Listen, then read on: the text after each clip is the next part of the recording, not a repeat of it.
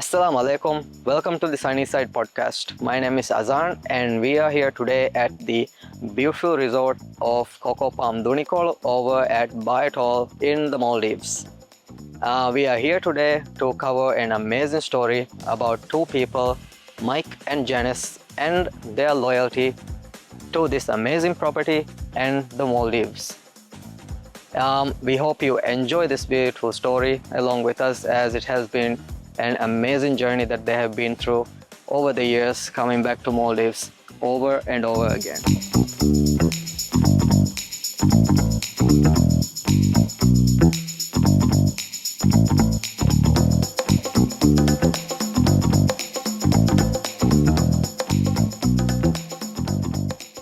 We're so happy that you gave us a bit of time from your busy day off over here. You're very welcome. Just to do a small podcast for us for the SunnySide studio. So we'd like to thank you on behalf of our team at Music Movies. So we'll start from the beginning, from your journey to Maldives and how it began. How it began. So we know it started back in 2000 for Janice's 40th birthday. And so when you first stepped off the seaplane and saw Coco Palm for the very first time, what was the singular feeling you guys had? A very beautiful paradise. Yeah. And a seaplane journey is the magic. And this island was a beautiful moon shape. The beaches were stunningly beautiful, stunningly white. We'd never seen anything like it ever. And the sea was blue. Oh, it was just a dream. A brochure shot. Dream. Yeah, a brochure shot. Janice first saw Coco Palm in a travel brochure, and she so desperately wanted to come here that the brochure lived at the side of our bed for 12 months after we booked the holiday. And she was looking at it every single night thinking, oh, that's my dream destination. So when we finally did arrive, it became, just a dream come true. So, the Maldives has hundreds of beautiful resorts. What is the fundamental, non-negotiable quality of Coco Palm Dunikol that has brought you both back here 58 times, and not just the Maldives in general? Because it's a very Maldivian resort, barefoot in the sand, isn't it? Cajun roofing, absolutely beautiful. Yeah. Villas are beautiful. Yeah. A beautiful island with sand to walk round. Yeah. Yeah. Beautiful ocean. Yeah. And beautiful water villas, and not too many, because the brands now are very big and like concrete square boxes. This is authentic, isn't it? Yep. And the staff are all so friendly and welcoming. We had never experienced anything like it at all. It's so special about Coco Palm. I think about the Maldives in general. Everybody is so friendly. It's a holiday experience like no other.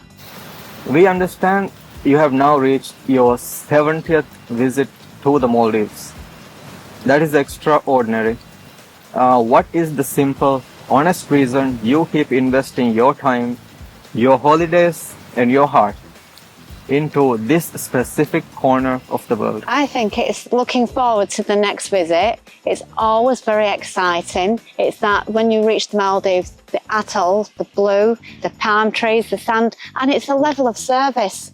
And again, the friendliness. It's a level of service, but it's also, you feel safe here. Because every island is an individual resort. You always feel as though you can come here and just let yourself chill. It's so safe here. Yeah, it's wonderful to just relax and forget everything. So that's why we keep coming back. 70th time, and I can't think of anywhere else that I'd like to go other than keep coming back here. As long as I'm fit to travel, I'll keep coming here. Oh. We're here over in Atoll. So you're in a UNESCO Biosphere Reserve right now. Yes. So what are your favorite experiences here, and do you have a favorite spot? I think when we were younger, we were brave and we did snorkel and see some of the underwater life. And yes, we know about Hanifaru Bay, but we can now watch other people's videos, can't we? Yeah. But I think for a lot of people, it is the reef, snorkeling, a reef that they don't have to take a boat to. But there's just so many things. And the sea life that we experience now is literally just stepping out off the sand into the sea. We've got They're there, the turtles, the fish. You can walk along the water jetties and look down and see rays and fish swimming around. Obviously, if you want to go to Hanifaru Bay, there are excursions that you can go on. But for us now, we're very much into more the island life and just enjoying, what's in the sea just off the shore. So, but tell them, in March when we were here and we brought friends with us, we just stood in the lagoon and we had turtles, lots of turtles. Yeah, literally touching. Yeah. Touching them. Yeah. It's incredible. Incredible. Yes. So, yes. And we've seen a turtle lay eggs here, and we've seen many turtle hatchings, haven't we? So there's so many surprises. We call them magic moments. Yeah. So yes, which we'll come to later. Magic moments. I think that brings us to a very special, I would say, a gift Coco Palm Donegal has bestowed upon you both and your loyalty to each other and the resort as well. Magic moments. Your cocktail is famous in this resort. So how did you feel when you realized that the resort had created a permanent personal tribute to your relationship with the island? Who did you share the first one with? We were first introduced to this drink by the manager, Philip Frigere. Then he said, we must create something for you, didn't he? He did, yeah. And the staff obviously get to know likes, dislikes, and then we wanted something that made us think of the island, didn't we? And then we had to give it a name. Yeah. And when we first travelled to Coco Palm, she was very different. She was new. She was 5-star, ultra luxury. And all the experiences were called uniquely Coco, just for 2 people. And everything was very, very different, wasn't it? But it was always a magic moment. And this is how it began, isn't it? Creating more moments of magic. And then... Yeah. The actual cocktail was created for us by this Philip Frigere, the general manager. And we named it Magic Moment because of this strapline that the resort used for all the different experiences here. They were all magic moments. So we thought our cocktail would be suitably titled Magic Moment because the drink was a very delicious cocktail. So it lives on in the resort, the Magic Moment. And can I add to all this? Coco Palm is a she with very different moods. She may be old now, a little old, but sometimes when I say to her, when the weather's a little bit and some beach has gone, you're old, but she says, I may be old, but I can still sparkle. And my word, she glitters and the sun comes out. So there's very special things. It's all the different moods. What can you say? And that brings us to the deserted island of Embudu. Okay. So this was the place of your 20th wedding anniversary. And you had a castaway moment there, huh? And now, 25 years down the line from your first visit, does that Robinson Crusoe feel still exist, or has it changed a bit? It still exists. Yeah, absolutely, it still exists. The island still has a magic. For you to be able to go and spend a day there, have a picnic, be left on your own, you're completely away from everything. It's a magic moment. It's a lovely feeling to be over there, to do that. And for us, we've been there many times over the years, either on our own or with friends. And that feeling on the island never changes, never. The boat ride across, jumping off the boat into the water and up the beach, beautiful. Picnics, desert island barbecues in the night and coming back with the sky full of stars and looking up. Wow. Yeah. Beautiful. Yeah. It is, isn't it? Yeah. Actually, there's one everlasting memory of our boat ride back from Embudu, which was on a slow dory boat, and we were able to look up at the sky, pitch black, no other light anywhere, no light pollution, and the stars were just absolutely magical, sailing back from Embudu to here. Wonderful, wonderful, fabulous. You used to have to book the trips in advance when the resort was new. We used to have to book before we visited, didn't we? Especially always the picnic. Yeah, yeah, yeah, yeah. But these days, I think it's a bit easier to go there, but it's a trip well worth doing. Lovely.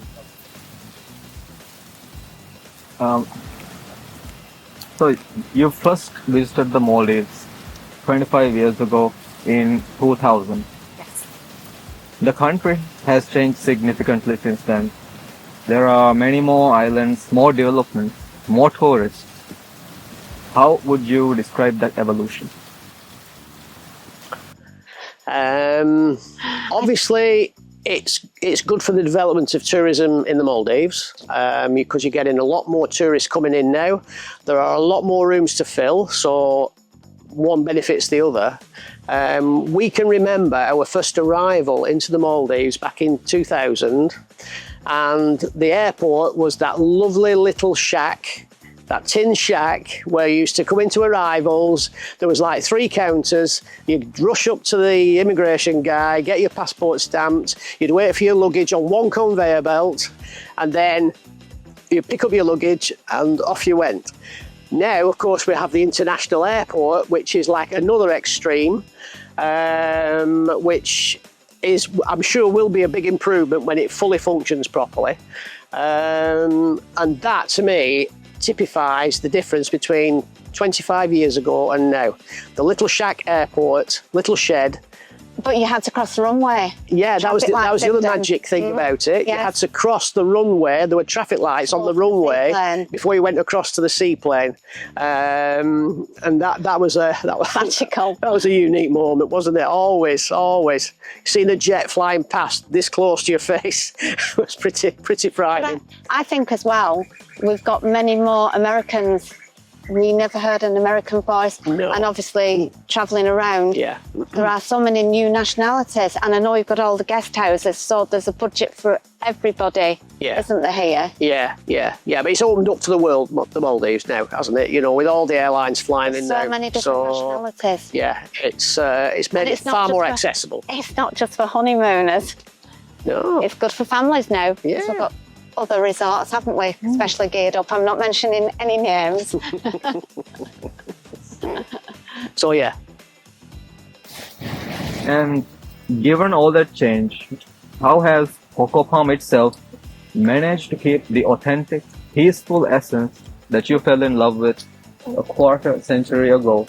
And why do you still keep coming back to the Maldives as the country changes around you?